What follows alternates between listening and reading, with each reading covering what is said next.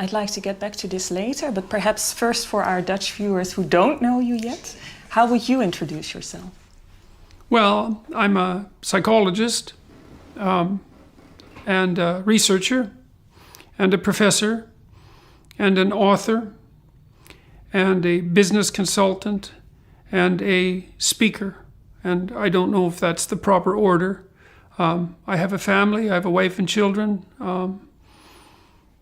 That's me. I've become notorious or well-known because of my YouTube presence. I don't know exactly how you characterize someone like that.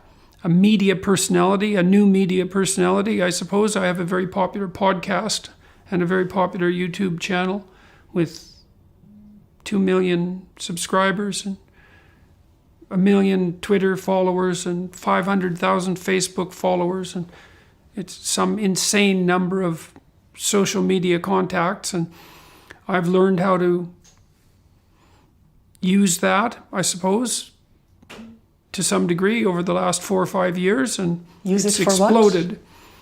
Well, I mean, what I used it for to begin with, YouTube, was to put my lectures online because they were popular and because there was some interest from television stations in Canada, a small television station, and they were a small hit by the standards of such things. And I thought, well, there's YouTube. I don't know what the hell YouTube is for.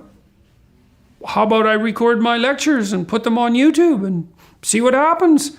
Maybe I can teach thousands of people instead of dozens of people, and why not? So I set up an iPad and a lapel mic, for $200 and started to record my lectures.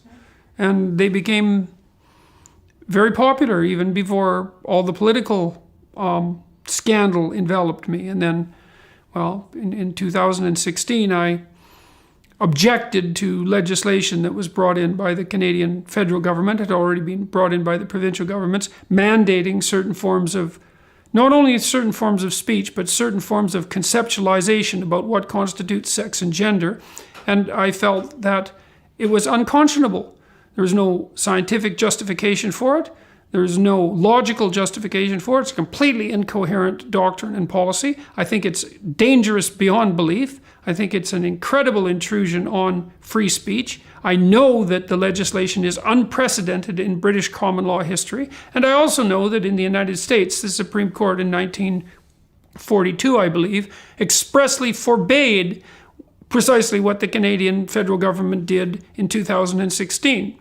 And so, because I objected to that, I got myself in a tremendous amount of political trouble because people assumed that I was bigoted against trans people and racist and homophobic and all the other things that you're tarred and feathered with if you dare to have an opinion that varies from the noisy virtue signaling minority.